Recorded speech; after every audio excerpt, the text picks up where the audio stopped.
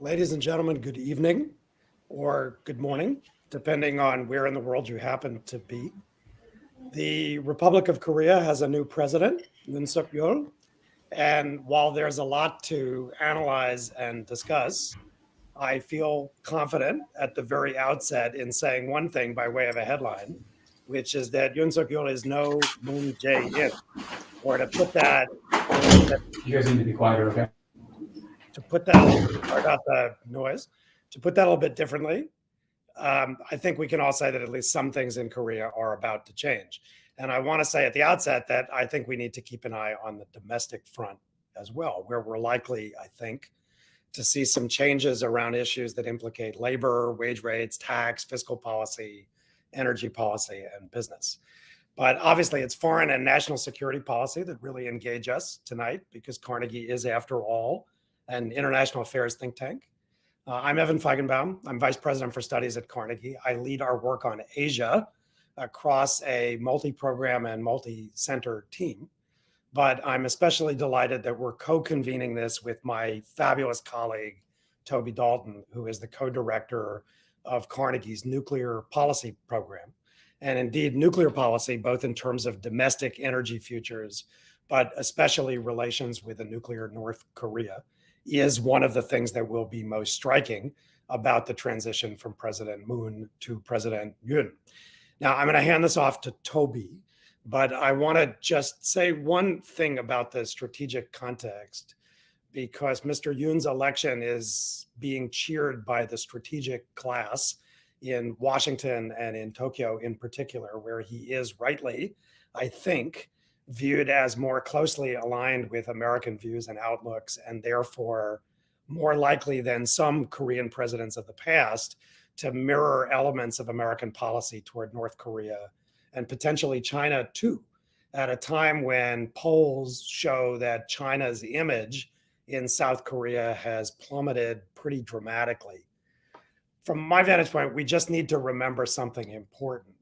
And that is that strategic competition between the United States and China has led a lot of people to argue that Asia is fracturing into just two spheres, kind of Sino-centric order and a US-centric one. And therefore that countries like Korea will have to design their policies in a mostly bipolar context. But the United States and China are not, in fact, the only players in Asia. And we've seen a lot of fragmentation, actually, in rule writing, standard setting, norm creating, not just a choice between American rules and Chinese rules, as former President Obama once famously put it. And so in a lot of areas, especially those related to the next generation economy that President-elect Yoon likes so much to talk about, there's actually been a proliferation of models, and Korea has some very notable ones of its own. So even a conservative Korean president is likely to approach Korean policy in a distinctively Korean way. And that means, I think, that nobody should take for granted that the new Korean administration will passively accept the presumptions of some contrived US-China bipolarity, even though I think many in Washington are naturally cheered by the outcome of the election. So to me, what makes Korea unique is that it's a successful, if very polarized democracy that has sought to balance public with private interests, state with market approaches, its security interests with its economic interests, and its alliance interests with Washington with Korea's own interest in making flexible and adaptable choices about its future. So I suspect President Yoon is going to carve out his own version of a Korean pathway, including on some of the policy questions that I'm certainly excited that we're going to hear about tonight. So let me just welcome everybody. Let me hand it to my friend and colleague, Toby Dalton, who's going to lead the conversation. And with that, Toby, over to you to take charge. Well, thanks very much, Evan. It's a great pleasure to be convening this with you and the Asia program. As Evan mentioned, my name is Toby Dalton. I'm a senior fellow and co-director of the nuclear policy program at Carnegie and a part-time Korea watcher amongst my regular responsibilities. So it's great to be moderating today's session. I want to thank the Korea Foundation for its support for our work that is allowing us to convene tonight. So we've got a great panel, and I'm just going to jump right into it and start to introduce them. We have Chung Min Lee. My colleague is a senior fellow in the Asia program at Carnegie and also university professor in the Institute for Security Convergence Research at the Korea Advanced Institute for Science and Technology, KAIST. We have Lami Kim, who's an assistant professor in the Department of National Security and Strategy at the U.S. Army War College. And then last but certainly not least, my friend Karl Friedhoff, who's the Marshall M. Boughton Fellow for Asia Studies at the Chicago Council on Global Affairs. Great to have all of you with us. So I want to jump right in and start to unpack this interesting election result. As Evan mentioned, it was a deeply divided electorate in Korea and right down to the wire. And so I want to start with a first set of questions that really asks you to dig into the significance from your perspectives and some of the broad themes. So Chung Min, why don't I ask you first if you could talk a little bit about the national security policy implications and what we know about President-elect Yoon based on his statements during the campaign and so forth. Well, thank you, Toby. It's great to join you and Lami and Carl. These are folks and friends I've known for many years. As you know, we had the closest election in Korean history since the restoration of democracy in 1987. Candidate Yoon won with just 240,000 votes, the closest since 1987, as I said. The more important point is since 1987, Toby, we've had conservatives and progressives shift power every 10 years, but this is the first time that it shifted in 5 years. So there's going to be lots of political changes in the weeks and months ahead. On national security issues, I think there are three main points that Yoon stressed in the campaign and that he will follow up in the transition. Number one, he wants a very strong, vibrant U.S. ROK alliance. He had a 20-minute talk with President Biden yesterday, and all indicators point to the fact that he will stress the restarting of major U.S. ROK military exercises. He will work closely with Washington on deterring North Korea. He will emphasize, for example, what the Koreans call their own triad, including missile defense. And he will also prioritize surveillance and reconnaissance capabilities. Apropos, Kim Jong-un just said yesterday that he will up his own ISR capabilities to watch over the U.S., South Korea, and Japan. The second thing that Mr. Yoon will focus on is basically improving Korean-Japanese ties, as Evan mentioned, and you as well. This, I think, is a very good indicator. We've had frozen relations between Seoul and Tokyo for the last 10 years. Prime Minister Kishida will talk to President-elect Yoon today. So that's a really great indicator of how things might go down the line. The third major thing is national security supply chains. And especially we've seen with the U.S.-China, a fallout on technology. I think President-elect Yoon will really focus on ramping up U.S. ROK technology cooperation, particularly with military and national security implications. And I think on all those points, there will be a decisive tilt towards, quote unquote, the West in terms of South Korea's overall strategic alignment. Thanks, Chung Min. Let me turn it to you now. And picking up on some of the points that Chung Min raised about the defense orientation. Under the Moon administration, South Korea increased its defense expenditure. There was a significant build out of capabilities that had been on the books for a long time. New missiles, missile defense, procurement of the F-35 fighter jet. During the campaign, President-elect Yoon talked about preemptive strike capability as a centerpiece of how he sees defense issues. So based on this, where do you think ROK defense planning is headed? Do you think we'll see kind of continuation of the higher defense budgets that we've seen over the last few years or other kinds of changes? Well, first of all, thank you for having me. It's great to be here. And at the outset, I should mention that the views expressed here are my own and do not necessarily reflect the U.S. policy. The election was really close, more closer than expected, and I think that domestic issues such as housing policy and some scandal issues played a role, but foreign affairs and defense issues didn't really play a pivotal role as they really do. But when it comes, the two leaders have a lot of differences on many foreign affairs views, as Dr. Feigenbaum mentioned, and we'll talk more about that later. But I think when it comes to South Korea's defense policy going forward, I don't really think that there will be a lot of differences from that President Moon. As you mentioned, Toby, President Moon has significantly paid attention to building up its military, South Korea's military, which is quite interesting and counterintuitive, because South Korean liberals tend to be more dovish and conservatives more hawkish. But President Moon has been driven by sort of a desire to achieve sort of self-defense, and I think that President-elect President Yoon will continue this trend. And as Dr. Lee mentioned, South Korea has this defense system that enables preemptive strikes, missile defense, and massive retaliation, which has been supported by both conservative and liberal presidents. And so I think that this trend will continue.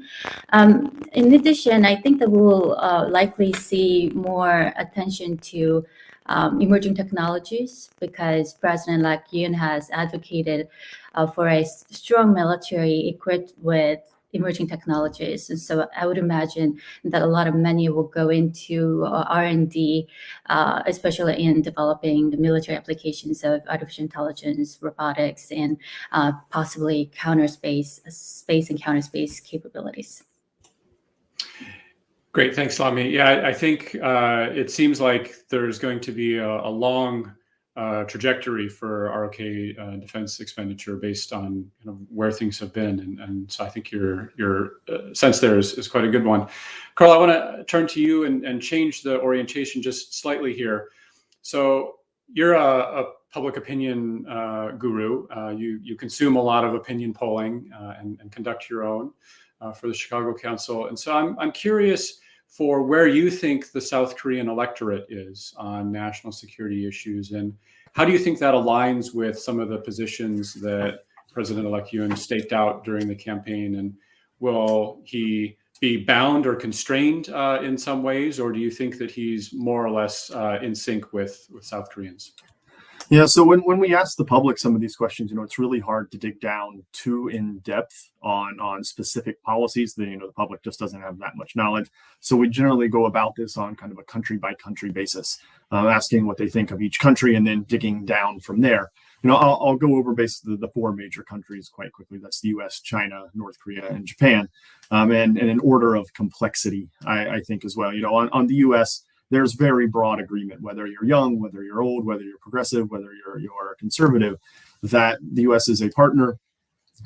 There's high support for the alliance over the past decade, at least, usually in the range of 85 to 90%. 75% support long-term bases here in Korea. And, there's also relatively high confidence that the U.S. is committed to defending South Korea, somewhere in the range of 65 to 80%. And that range is dependent on how you ask the question and what hypothetical or directionality you put into a potential conflict. So on that, he's not going to be out of bounds at all. There's, even among progressives, there's broad agreement that the U.S. is the partner they want to work with. And so he won't be constrained at all on working with the U.S. Now, I think Evan mentioned in his opening remarks that attitudes on China are highly negative. Of course, that is stoked somewhat by the controversy around the Olympics and the speed skating events, but obviously it didn't start there. If you look at some of the polling results that were coming out in 2015, maybe a little bit earlier than that, favorability of Xi Jinping was something like 60%. When you look at it now, probably 2020, 2021, it was down to more like 19 or 20%. So there's been a very precipitous decline for attitudes, not only towards the leadership, but towards the country. I think those two things have mirrored each other. But more importantly, is when you ask the Korean public, that is, if they think China is an economic partner or an economic threat, like 65 to 70% say that it's going to be an economic threat. When you ask about China as a security partner, about 80% see China as a security threat in the future. So we hear a lot about the China or that Korea trying to be equidistant, as it was under the Moon Jae-in administration. The fact that now the Yoon administration is going to come in and or at least rhetorically take a harder line on China, I think there will be broad public backing for that as well. The question will be is if they'll be able to stick to that when and if the economic bill comes due, and if they'll start to back off some of that. Now we get into the more, I think, difficult areas, and that the first one I'll talk about is North Korea. For a lot of Korea watchers, they define kind of the South Korean relationship by its security relationship with North Korea, and that's how they judge administrations as well, whether they're seeking engagement, whether they're seeking a hard line. And so the natural inclination, I think, is that, well, the public must have some kind of hard view on this. And the reality is that broadly, the public doesn't take these kind of rigid views of North Korea. That's quite pragmatic. And you can watch the data change based on North Korea's actions. So if North Korea is provoking, if it's killing South Korean citizens, whether it's landmines or sinking ships or shelling islands, we see the South Korean public is willing to support a very hard line on North Korea.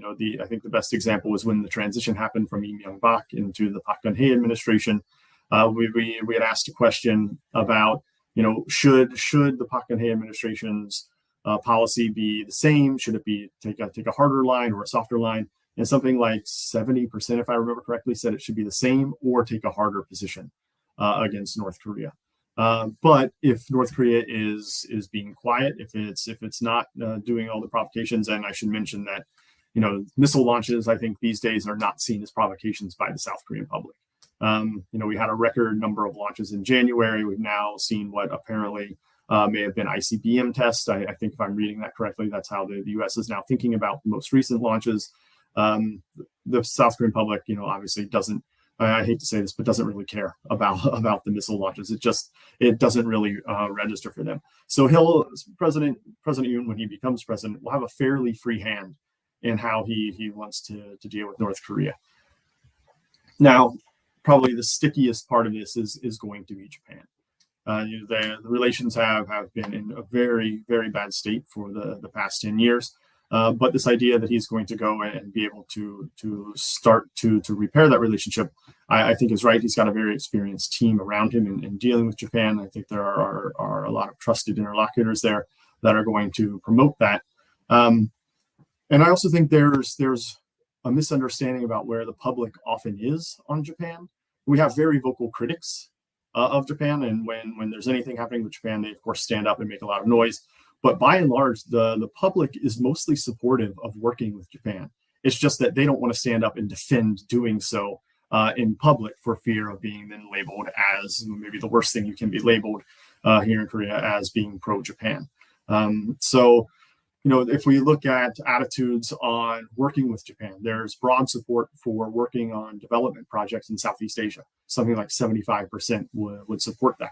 If you look at something like naval exercises, perhaps, one of the questions we asked was a hypothetical of naval exercises in the Middle East, kind of anti-piracy things, 55, 60% said that they would support activities like that. So I would hope that the administration coming in will see some of that and then take an outside-in approach, working further away from the region and then slowly trying to bring it back in. And I think Southeast Asia is one area that is potentially very important just because Japan is obviously very active there. And I suspect Yoon will rebrand the new Southern policy and hopefully continue to pursue that in cooperation with Japan there. So the bigger question for me is if the public is going to be ready to accept Korea's more global role. This, we've seen this in the wake of the invasion of Ukraine. If it's going to stand up and be willing to make economic trade-offs to stand up for some of the principles like democracy and human rights that it says that it values. Thanks, Karl. It's really, we're going to dive into all of those issues, I think, in some more detail here, but it's a fantastic overview and I think gives a good sense of how the public in South Korea is grappling with now really critical domestic and economic issues. And, the cost of housing seemed like it was a really important one for many people in the electorate. And yet these global pressures are really bearing down on Korea too. And so I want to focus in particular at this point on China. And Chung Min and Lami, let me turn back to you in that order. Evan had suggested that we can expect the Yoon administration to carve a sort of Korean path, take the Korean way in trying to balance its interests and alignments. And I'm curious to know a little bit more, Chung Min, do you think that the Quad is something that might be in Korea's future? This is the U.S., Japan, India, Australia security-oriented grouping. Is that something that Korea might be willing to join in the future? Maybe you could start there. Sure. Thank you, Toby. Just a couple comments on what Karl said. I think he just gave a great overview. But Karl, one of the most interesting points that I see is how do North Koreans think about the U.S. and China? Now, of course, there's no polling in North Korea, so we won't be able to really know. But if you talk to defectors based in South Korea, for example, you can get some type of an inkling. And I've always argued, without any hard evidence, of course, but I think North Korea's views on China are stronger in some ways than the anti-Japanese sentiment within South Korea. In other words, there's this love-hate push between Pyongyang and Beijing. I think that will get worse over time simply because the power gap between China and North Korea is becoming so large that North Korea, in many respects, outside of nuclear weapons, is basically a very marginalized country. On China, Toby, if you look at all the polls, whether it's Gallup or what Karl's work has done over the last 10, 15 years, there's about 80% of South Koreans who view China negatively. And particularly over the growing so-called China threat, there are two views. The polarized view is that we believe that China is an economic partner. So you will have about 40 to 50% of Koreans saying China is our critical economic partner. But on security threats, other than North Korea, number one is China. So you have this bifurcated view of China that will become, in my view, progressively worse, that will place a lot of political burdens on President-elect Yoon because you cannot ditch China. That's impossible for a country like South Korea. So what you should do is change the entire paradigm. And so for the last 20, months or so, especially after the so-called THAAD controversy, when President Park Geun-hye opted to deploy THAADs to protect U.S. bases, Mr. Yoon in the campaign said he will also deploy THAAD to protect Seoul and other urban centers. That became a political campaign issue. The Chinese were very, very sensitive. But on this bigger point, I think that's why I think it makes sense for South Korea to really carefully consider joining Quad. Now, there's a lot of ambiguity on the Quad here in Seoul. They do not want to really threaten China. What is Quad's longer term, efficacy and so forth. But when President, Biden visits Tokyo in May for the Quad summit, and I believe most people are saying he might come to Seoul for the first meeting with President Yoon, I think Quad will be very high on the agenda. And especially after what we saw between India and Russia after the Ukrainian war, people are wondering, well, maybe we should expand Quad so that the Koreans can go in.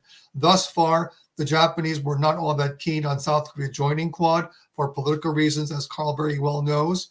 But I think with the new administration in Seoul, willing to work closely with Japan on trilateral security issues, there's greater, room for Korea to join the Quad. Again, this is something that he will have to play politically. Koreans are agnostic about the Quad, but they do believe that maintaining a larger defense space is crucial because of what we see as a growing Eurasian threat from Russia to Iran, for example, and then you have China and North Korea. So for the Korean public in particular, if you see the amalgamation of threats between China and Russia, that's something that's never happened, to Korea's national security psychology, and Quad will be one answer. Lami, please jump in. Yeah, well, certainly President-elect Yoon pandered to the anti-Chinese sentiment that is rising in South Korea, and also he criticized President Moon's sort of strategic ambiguity, where he refused to take sides in the U.S.-China great power competition, and etc. However, I think that we should distinguish what politicians say on campaign trails and what they actually do once elected. Remember President Roh Moo-hyun, who ran sort of anti-American sentiment when that sentiment was pretty strong in South Korea in the early 2000s. But when elected, it actually cooperated with the United States by, for example, signing a free trade agreement with the U.S. and even sending troops to Iraq, for which he was crucified by the Korean progressives. And so I don't really think that South Korea will join the Quad anytime soon, or start conducting freedom of navigation exercises in the South China Sea, or adding more batteries to that defense system, because leaders operate within boundaries of what is possible and what is necessary in light of their national interests. And unfortunately, South Korean leaders have sort of pretty small maneuvering space.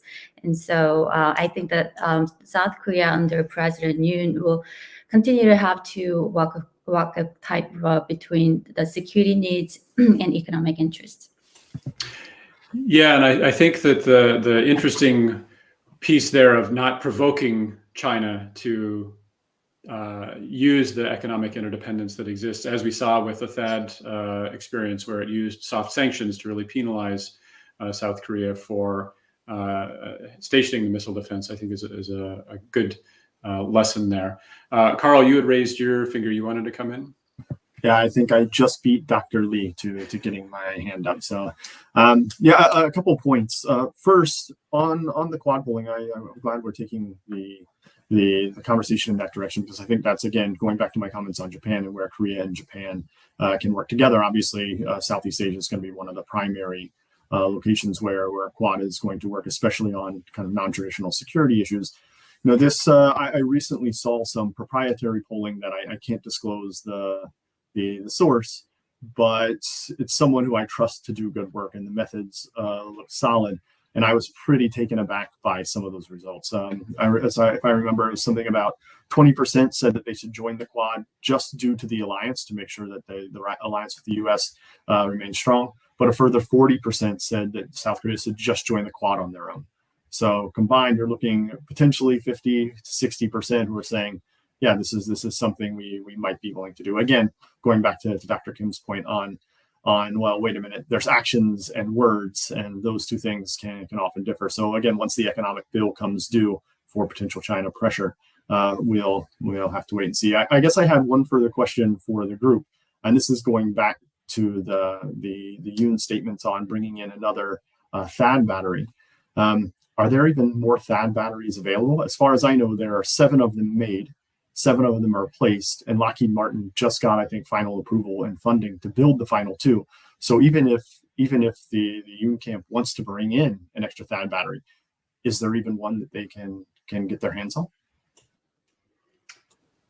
Chung Min, do you have thoughts on No, that? I don't know whether he said he walked back just a little bit on the THAAD issue, and I think, Carl, he's talking about the fact that we should really ramp up Korean missile defense. And part of that was to protect, urban centers, as I said. But this became hugely controversial, as you recall, because the Chinese said a U.S. THAAD system isn't meant for North Korea, it's meant for China. And that's why that created this huge fisticuff between Beijing and South Korea. But I think, whether we're able to get additional THAAD batteries will depend on what's happening, for example, in Ukraine and other crisis areas. But they are going to focus more on missile defense. The critical issue for missile defense here is, will the South Koreans cooperate more fully with the Japanese and the Americans in building some type of a de facto trilateral missile defense system, which the Chinese say you should never do. I agree with everything that Lami has said. There's a difference between what campaigns say and what presidents do when they're in office. And you're right, there's a very small window between what Yoon can or cannot do. Will he join Quad tomorrow? And the answer is no, of course. But I think, Lami, one of the key differences that I see shift in the last several months is that even with all these North Korean provocations, including 9 missile tests over the last couple of months, the Korean psychology is now really worried about China. And so for the first time in Korea's national security psyche, and Toby knows this really, really well, we are not really fixated on the North Korean threat as much as we were before, simply because the China footprint is so much bigger, as we see in the East China Sea or in Taiwan Straits or the South China Sea. So I agree that there is very small room to maneuver, as Lami correctly pointed out. But I think Koreans are also saying, how can we really upgrade our security beyond the North Korean threat, because we have a robust U.S. And I think one answer, not certainly all, is the potential for joining the Quad. And again, quite truthfully, I don't think President Biden really thought that President Moon would agree to join the Quad. So the Koreans joined some working groups, but I think it'll be a very different atmosphere coming in. And will the Ukrainian war be a huge game changer in Korean psychology? The answer is no. But again, for the first time in many decades, Koreans and many people all over the world are growing accustomed to a much more aggressive and irredentist Russia. So that's another big plus for the Koreans to consider. Yeah, lots to consider there as the new administration comes in. At this point, let me invite anyone watching online to, if you want to ask a question, please submit it in the chat, and it will make its way to me, and I'm happy to pass it on to our panelists here. I wanted to, before we start to take audience questions, dive into an issue that periodically bubbles up and has featured in past campaigns. And it's this kind of nascent nuclear debate in South Korea. And some people think that South Korea should develop its own nuclear weapons to better secure South Korea's national security against the threats from North Korea and probably in the future from China. The Moon administration champions this idea of having a nuclear-powered submarine as part of South Korea's deterrence capability. Another position that's been out there is that the U.S. should deploy nuclear weapons on South Korean territory. So there's lots of different ideas that kind of range from consultations to nuclear sharing to having an independent capability. Karl, I want to ask you to weigh in on this. You and Lami and I had done some polling a couple months ago that asked the Korean public to offer some views on these different options. I'm curious for how you think those views might translate into policy for this next administration coming in. Yeah, so when we did that poll, just looking at the top level of support for a domestic nuclear weapons program, it came out at 71%. Now, that sounds high, but if you're hearing that for the first time, it sounds very high. But the reality is it's been about that level for at least 10 years. It always ranges somewhere between 60 and 70%. So there's not really a big change there. And then a further 57-60% said that they favored the deployment of U.S. tactical nuclear weapons. But I think one of the things that our survey did that was unique is we put those two things side by side. And even though they're not fully mutually exclusive, and asked which option the South Korean public would prefer. And it was overwhelming that they would prefer a domestic weapons program. Something like 67% preferred a domestic program versus 9% that preferred a deployment of U.S. weapons. So of course, the question then becomes, well, why does the South Korean public want these weapons? And there are a range of hypotheticals out there for why this would be the case. One of them is that perhaps the Korean public doesn't have confidence in the United States to defend it from a North Korean attack, and so therefore this is the ultimate security guarantor. But when we looked at that in our data and we asked that question specifically, it actually seemed to work the opposite direction. That the more confident you were in the United States, the more supportive you were of a domestic nuclear weapons program. So those two things, we're not opposed at all. And I think that was one of the surprising things that came out of that. The other part I'll talk about briefly is threat perceptions. Of course, some people would think that South Korea wants a domestic nuclear weapons program because of the North Korea threat, or maybe because of the China threat. And when asked directly, most people a majority are saying that yes, it's because we support this program because it's the question wording was threats other than North Korea, which obviously we read in to mean China. So when asked directly, that's the response option. But when we look more passively and we say, do you support this program? And they say, yes, we support this program. And then later we ask a question about current and future threats. If you think, what is this? So and we give the country list, right, of North Korea, China, U.S., Japan. And the biggest perceived current threat is North Korea. But in 10 years' time, the biggest perceived threat is China. But when you run the crosstabs on those between current threat and future threat versus nuclear weapons support, there's no correlation. Right? So if we present them with the option, yes, they say it's for a threat other than North Korea, but in their passive attitudes, there's no relationship there. And so that raises the question again of what is going on here if we can't really nail this down. And I think one of the things we ended up finding, Toby and Dr. Kim, I'll let you talk about this a little bit more, is the prestige factor. That Korea is now one of the top economic powers in the world. It's a major military arms exporter. It's now culturally influential around the world. And so this prestige factor might be coming into play. And to put it kind of crassly, that they want them because they want them.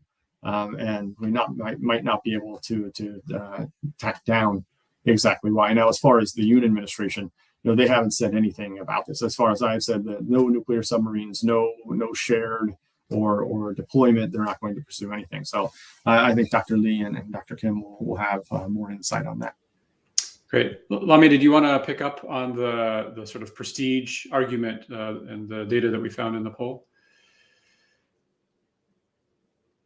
Well, yeah. So I am really curious to see what they really mean by prestige. So, I mean, nuclear weapons used to be a symbol of power in the past, but these days, nuclear aspirants are considered to be nuclear pariahs. Certainly, I don't really think the South Koreans are envious of North Korea's position in the international arena. And so I think that we'll have to do more study to figure out what they mean by prestige. And one of sort of a hypothesis that I am thinking about these days is maybe because South Koreans are not really happy about the situation where they are stuck in this great power rivalry, especially, after the THAAD incident and the economic sanctions by China and all that. And so maybe they think that had South Korea had nuclear weapons, then, South Korea wouldn't have to choose between the security needs and economic interests. That is one hypothesis, but I think that we'll have to do more study.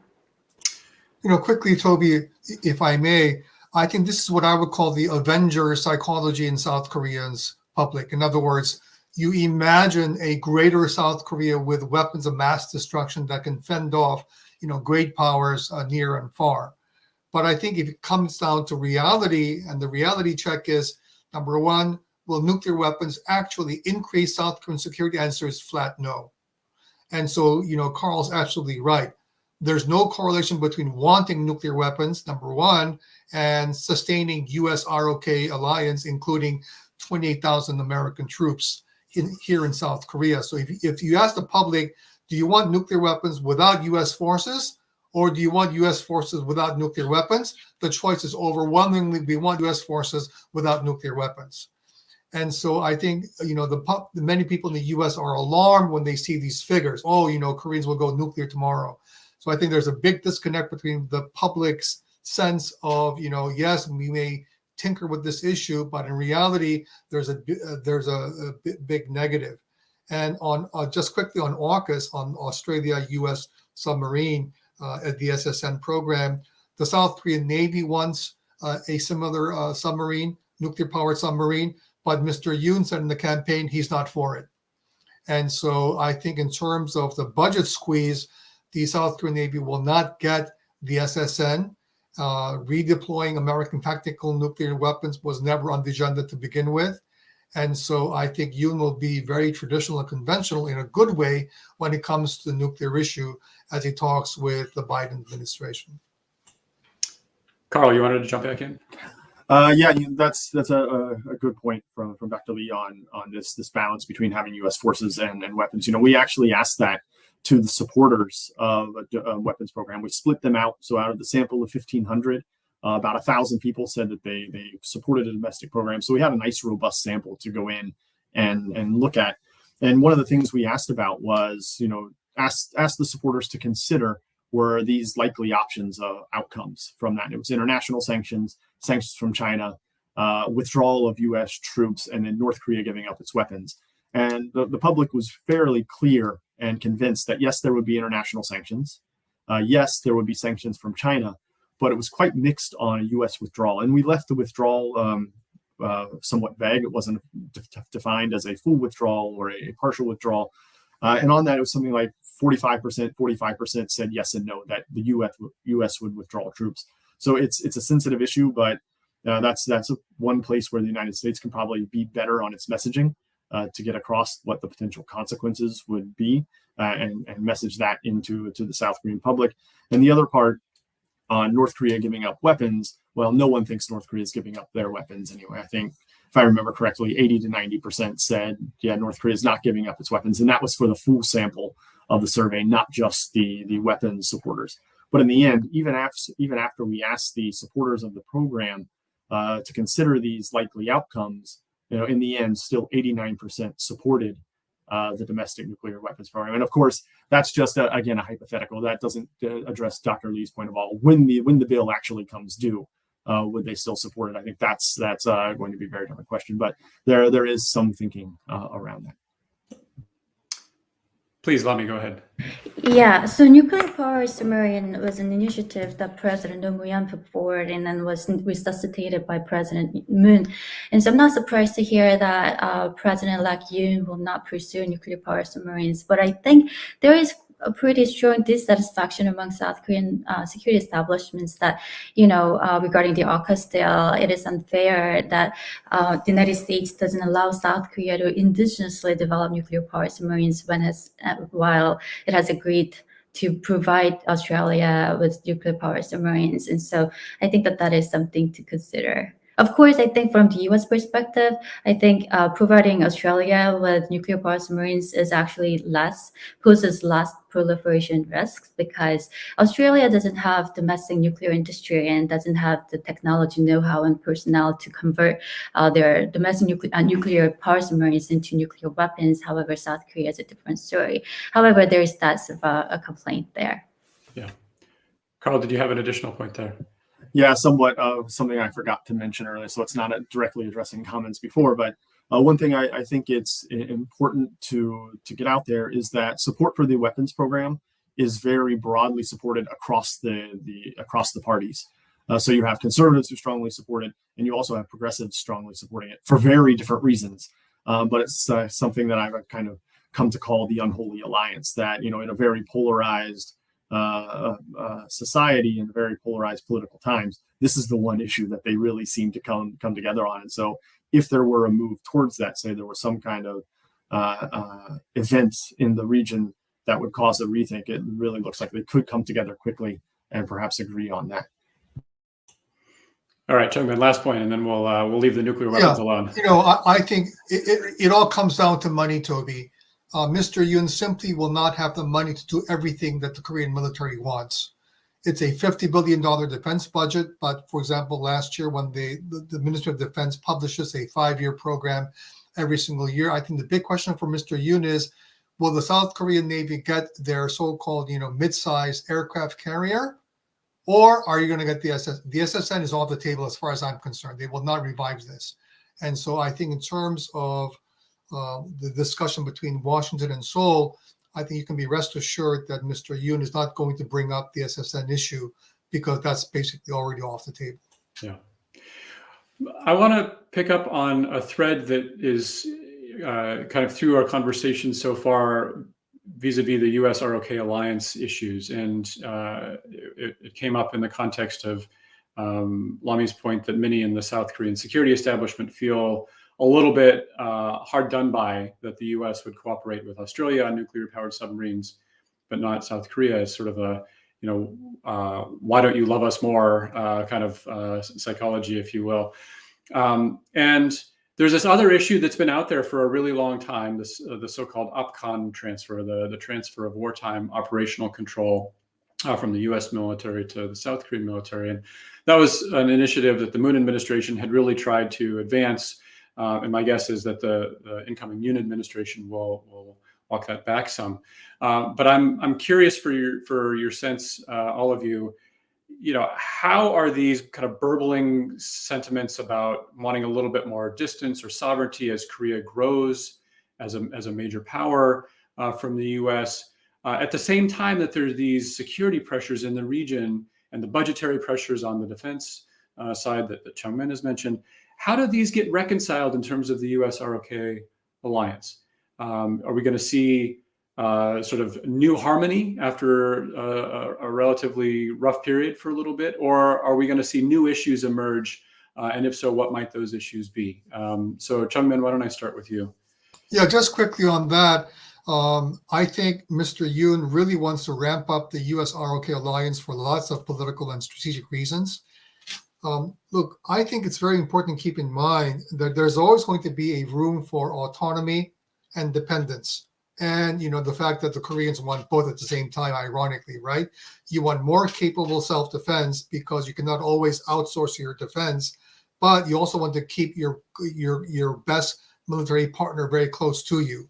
And so that bifurcated mindset will always exist in the Korean view of national security. But I think in case of Mr. Yoon, he will opt for closer alignment with Washington, full stop. And that means why? Because of the growing concern about China, the fact that North Korea is ramping up its nuclear weapons and other ballistic missile programs, Toby, as you well know. And number three, as I said, the Koreans are waking up to the fact that, my gosh, if the Russians really they have invaded Ukraine, turning it into this huge, humongous humanitarian disaster. Well, what's the Asian version of that? Will it be Taiwan next, for example? And so these are questions that Koreans never really thought about before. But throughout the campaign, one of the most interesting points was how did Yoon and Lee both perceive what's going on in the Ukraine.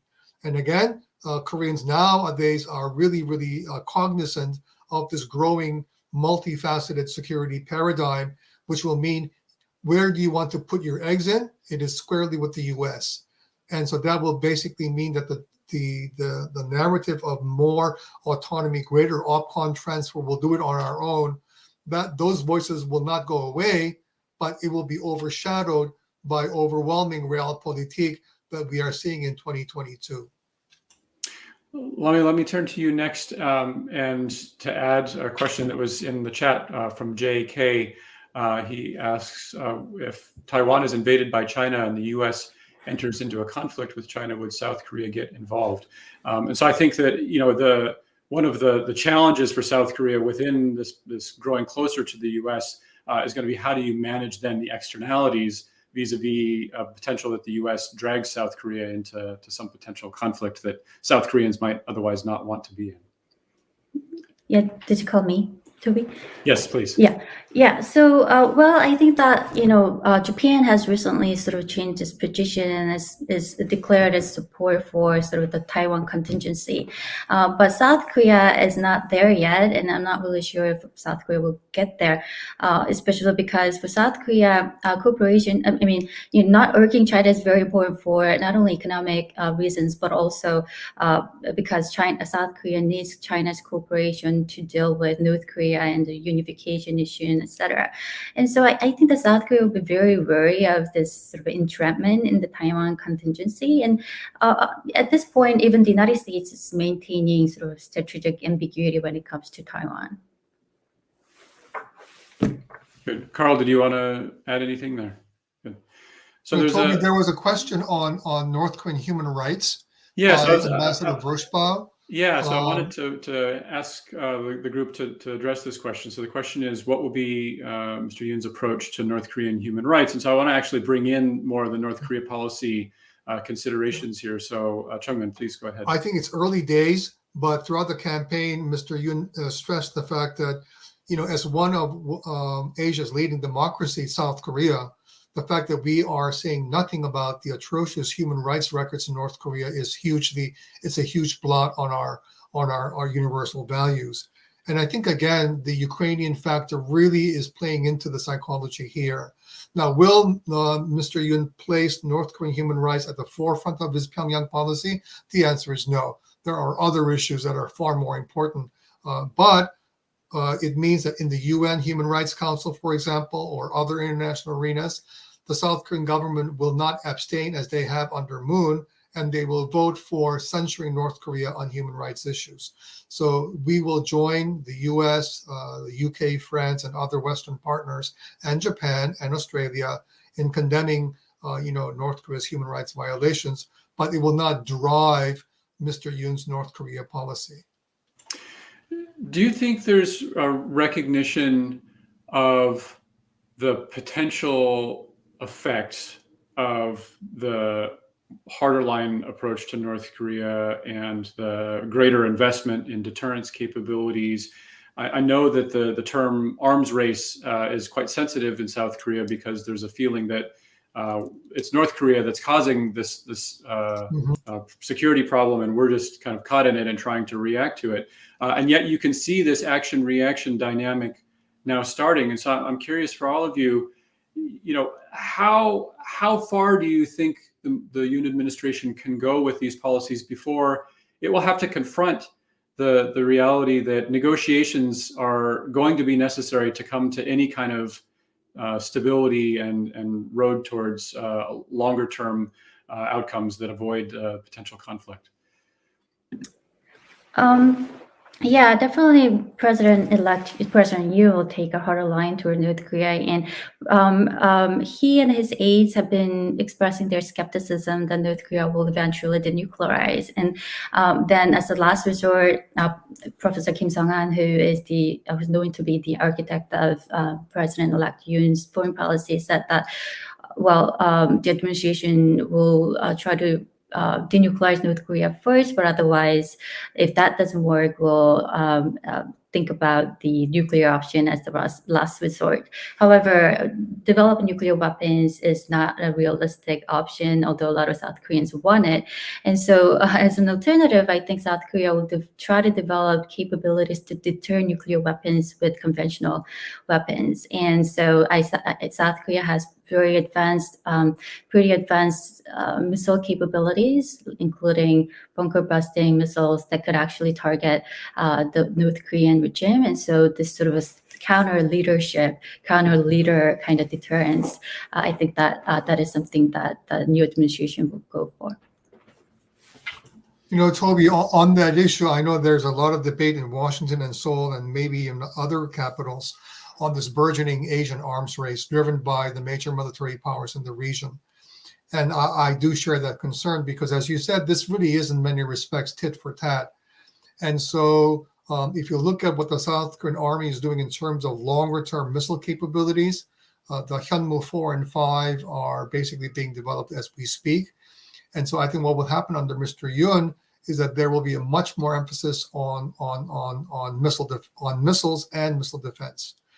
And so that means that South Korea's counter-strike capabilities will grow under a Yoon Ministry of Defense that will then spur the North Koreans to perhaps even build more nuclear weapons and even more ballistic missiles.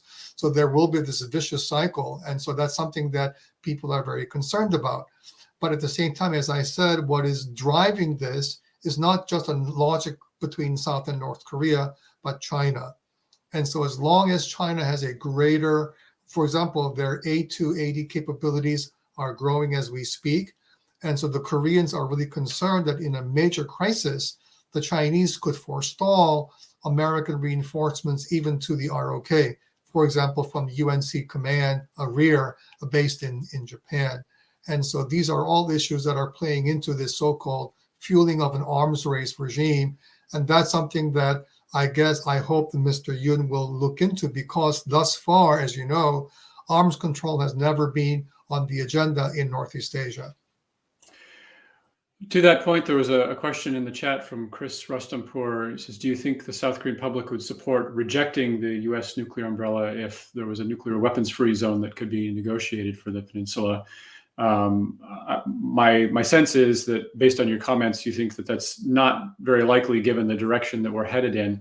But I'm curious, and Karl, I want to bring you back in here because there was actually, in the polling that we did, I think the number that gets a lot of raised eyebrows is the 70% support for nuclear weapons. But we actually found that there was a significant portion of the Korean population, including many young people, who didn't want any nuclear weapons on the Korean peninsula and seemed kind of uncomfortable with nuclear deterrence. And so I'm curious about the level of support that might lead to something like a nuclear-free zone. Yeah, on that, this has also been relatively steady over time, that about a quarter of the Korean public is basically anti-nuclear, and that is no matter what happens. It's not based on events, it's not based on security perceptions. It's just kind of a principled take on this. And if I remember correctly, we also asked a follow-up question to people specifically about, a Japan contingency. Well, what if Japan went nuclear? Would that then change your opinion? And the people who were opposed to nuclear weapons, it had no effect on them. So still almost 100% of those people said, no, we still oppose South Korea going nuclear. So there may be a further push in that direction, but this idea of establishing a nuclear-free zone, I'm skeptical that the South Korean public, by and large, would go for that. Right? Toby, in 1991, we have the basic agreement and a South-North denuclearization accord, and many South Koreans feel that after these North Korean nuclear tests, that nuclear-free zone was meant for South and North Korea, but the North Koreans basically, flushed it down the toilet. So in terms of support for a nuclear-free zone overall, I think I agree fully with Carl. There is high skepticism in South Korea. I'll just briefly add that even President Biden's contemplation of adopting the no first use policy, a declaration not to use nuclear weapons first, makes some Koreans nervous. And so I agree with Dr. Lee and Carl that that's not going to happen. Yeah. So there's a different nuclear issue in the chat from Natalie Montoya. She asks, on the nuclear issues, do you see any change affecting the nuclear power plant exports? And I think that the Yoon administration is going to take a different position on nuclear power, yes? Right. Yeah, it's really, really funny because right at the end of the Moon administration, President Moon said, actually, we will continue with nuclear energy, when he spent 5 years destroying South Korea's nuclear energy, capabilities. And so the first thing that Yoon will do in terms of energy rejuvenation is restudying whether South Korea will sustain its nuclear power plants. But that will take at least a year or two. But many people in South Korea are hoping that, especially as fuel prices go really way up, Toby, as we speak, the South Koreans will revert back to using more nuclear power for electric power generation.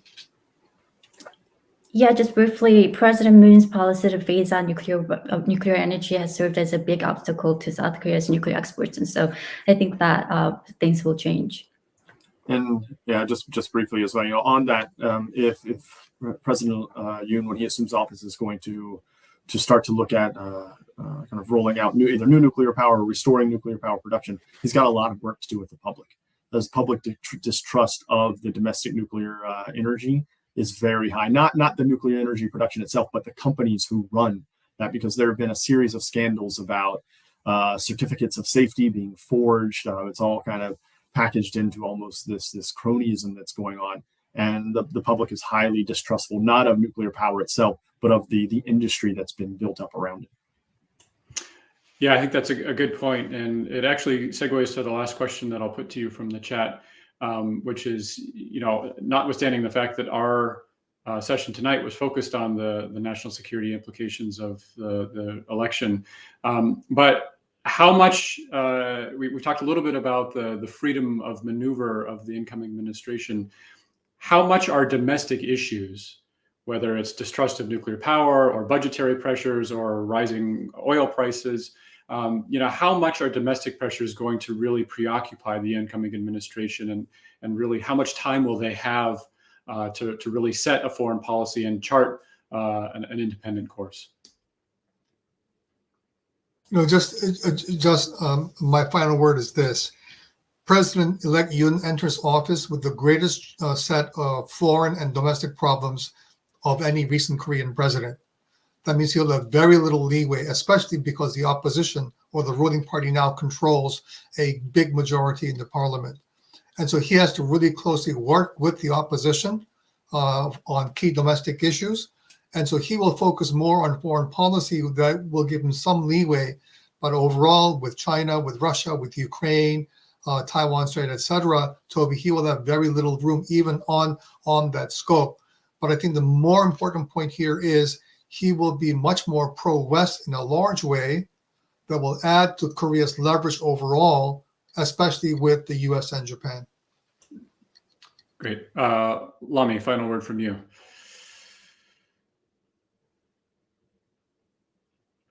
Oh, I think that I think that there will be a lot of continuities and some differences as well. But anyways, I think I am quite optimistic about the prospects of South Korea-U.S. alliance, South Korea-Japan relations, and more collaboration on China and North Korea issues going forward. Great. And Carl, I'll give you the final word here.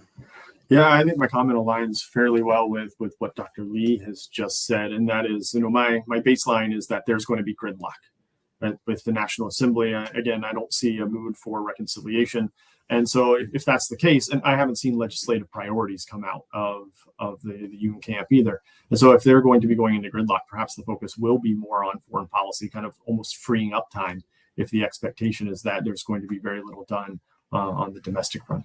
Yeah. Interesting thought. Well, we'll see. I think there's lots to continue to watch in this very dynamic emerging situation with the new administration in Korea. I want to thank all of you, Chung Min, Lami, Carl, for great insights. We really appreciate it. Thanks for joining us tonight, or actually morning for all of you where you are in Korea. I really appreciate you joining us. So with that, Toby, you're a great moderator and a great friend. Thank you. I appreciate it, Chung Min. We'll look forward to seeing you all in person again soon, and we'll sign off for the night. Thank you.